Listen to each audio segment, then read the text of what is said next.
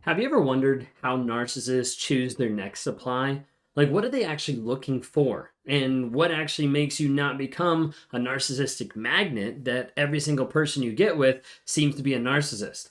Sometimes people notice patterns of behavior of like, it seems like every single person I've been with has been a narcissist. Well, stick around. We're going to dive into three main aspects of how narcissists choose their next supply so you can get educated on that to avoid getting chosen by a toxic person.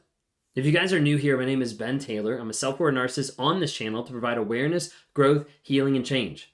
And we do it by putting up content on all the different platforms: TikTok, Instagram, Facebook, YouTube, LinkedIn, Amazon Music, Spotify, Apple Podcasts, all the different platforms under Raw Motivation. So if you don't follow us on any of those, feel free to be able to follow, join some of those communities to help support or to help share some videos or content to people that might need to hear it, that might need to have that awareness piece because they don't realize the crazy making that they're going through.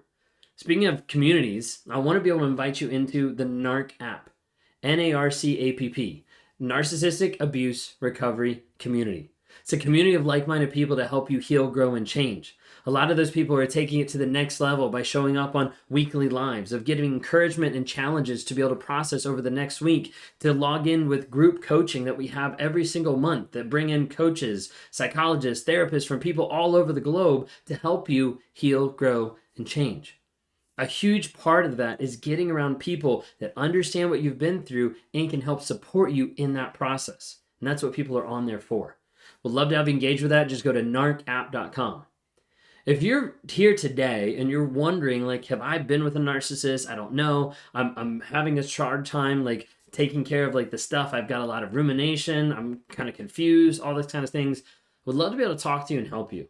Because I work with people every single day that are stuck with the mindset of, like, I know this person was toxic, but I just want to go back. You know, maybe it was me. Maybe I need to interact with them. Maybe I should have loved them more. All those kind of things I try to help people work through and to break a lot of times a trauma bond, to be able to rewire the mindset, to be able to get through limbo land where at times it feels like, hey, there's peace because I'm not getting actively abused, but it doesn't feel peaceful because I still want to go back. And I try to help people through that and also to build boundaries so you don't get back with a narcissist and you don't get with a toxic person down the road. So I'd love to interact with you. You can go to rawmotivations.com, click on one-on-ones. We'd love to hear from you there. Jumping in today, how do narcissists choose the next supply? Oftentimes you probably see they go from one supply to the next. You know, it's oftentimes there's like, you're like, oh, we broke up and they were with someone the next week. We broke up and they were engaged like a month later. And you're just like, how in the world? Like, what actually happened? Well, a lot of times narcissists have someone in the wings. They have somebody standing to the side ready to take your spot. Ready to take your spot as soon as you move out or as soon as they discard you or whatever it might be. They're like, I already have someone lined up. Well, what makes them get chosen? You know, why would they choose certain people?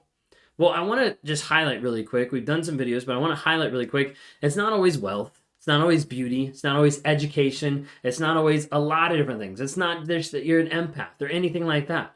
Narcissists aren't that picky when it comes to who they're looking for. But we're going to dive into three different types of people that the narcissist is looking for to be able to be with and who will be the next supply. The first one is narcissists are looking for people that are open. Now, what do I mean by open? I mean like open emotionally, open sexually, open with a lot of different aspects. A lot of narcissists can pick up and can sense different things even if it's not overtly said. How I've termed it and how I've talked about it with my therapist and how I've interacted with Lee about it, and we've talked through a bunch of these things, is the idea of that I call it like energy doors. It's like a person has different energy that they have inside, and they have some that are open and they have some that are closed.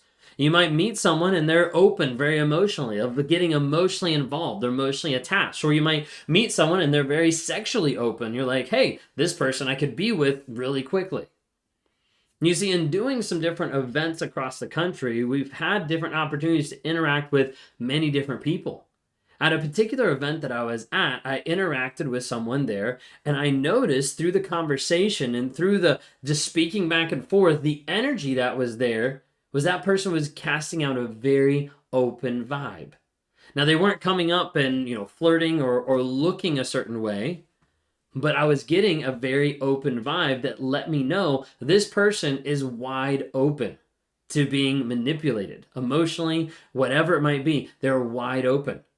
There's a part of me that was kind of like freaked out by it because I could feel it so much, more so than what I've ever felt it before. And also because I also felt it and was aware of it at the same time. It was one of those things I'm just like, I can feel this. This is not something I want to be around because I don't want to open up any doors to that person. So I had to make sure I was closed off, communicated what I need to communicate, and then broke off the conversation.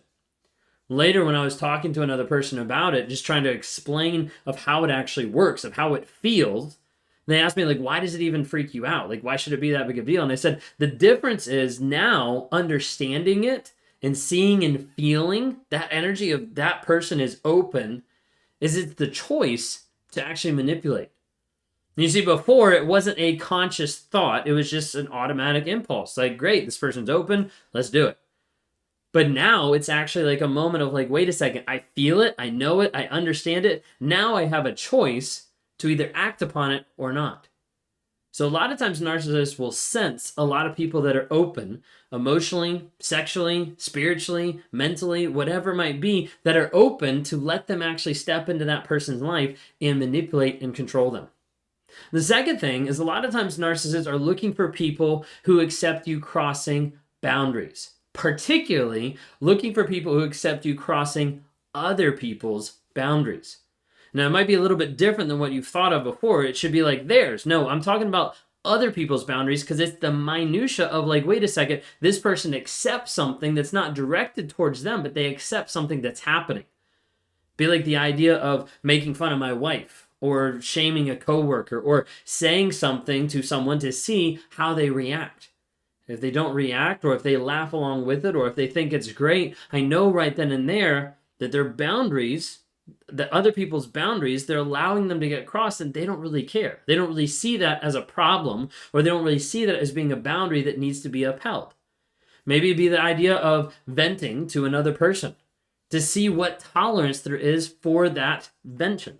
Okay? Like I'm telling someone like, man, like my wife is awful. Like I can't believe it. I miss having like a friend. I don't have a friend, all this kind of stuff. And all of a sudden, boom, there's like a friendship. There's like an opening there to be able to get into that person's life. Because they don't notice and they don't see that there should be some boundaries in the communication, maybe from an opposite sex, maybe about a confidential things in a partnership and a work environment, whatever it might be. They don't notice, hey, that's crossing a boundary and I don't want to get involved in that. But instead, they let the narcissist walk right over. It might be the idea of sharing private details, gossip. And then they know that if this person keeps it quiet, if this person has a connection there, well, they're going to be quiet and they're not going to say anything to other people when that relationship starts. Or they're not going to say anything because they're afraid of getting blackmailed because it's their boss or because it's a coworker or someone else. All different things happen like that. So looking for other people who will accept the narcissist crossing other people's boundaries. Okay, so basically people that either don't know about boundaries or people that don't care that the narcissist is crossing other boundaries. All right, third one is looking for people that are lost. A lot of times narcissists are looking for people that are lost. Think of it if you're out someplace and you're trying to figure out where to go. Maybe you're trying to find a coffee shop or something like that. You're trying to find a place to go and you stop and you ask someone for directions because you just can't find it. It's not showing up on the map. Like all this kind of stuff. It's like, where do I go?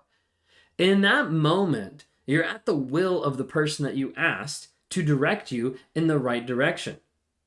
And that's how it is for a narcissist. It's another aspect of power and control, oftentimes a parent or a teacher role to the other person. Like you're lost, you don't know what to do, you don't know who you are, you don't know how to live life. Let me show you. Let me manipulate you. Let me design your life to be the way that I want it to be. A lot of times we see this with narcissistic parents and their kids projecting how they want them to live or what they want them to achieve because they want that success for themselves, not for the kids. There's a power in controlling another person that a narcissist gets off of. And so it's the idea of if I'm directing you, if I'm engaging with you and sending you one place or telling you to do one thing or saying, that's not good, do it this way, whatever it might be, there's a power in that the narcissist gets a high off of. So a lot of times they're looking for people that are lost. Now, I don't just mean like lost, like you don't know directions. That's the easiest way to describe it. But when you talk about lost, a lot of times we're diving deeper as being lost of yourself, of not having a sense of self, not having a purpose, not having a direction, not having boundaries. A lot of times people walk through life very reactive without purpose or direction. And as a result, a narcissist can walk up to you and be like, hey, this is the direction we're going to go. And you start walking with them, not realizing the toxicity that you just got involved in. You see, those that are looking for guidance without knowing who they are or what direction they're going, they're prone to manipulation. So be careful, if that's you, to know who you are and the direction you're going. Again, narcissists are looking for 3 types of people. They're looking for people that are open, emotionally, sexually, energy-wise. They're looking for people who accept them crossing other people's boundaries. And they're looking for people that are lost, have no sense of self, no sense of direction. If you're struggling with these today, once you understand you're not crazy, you're not alone, you're not hopeless, reach out for help.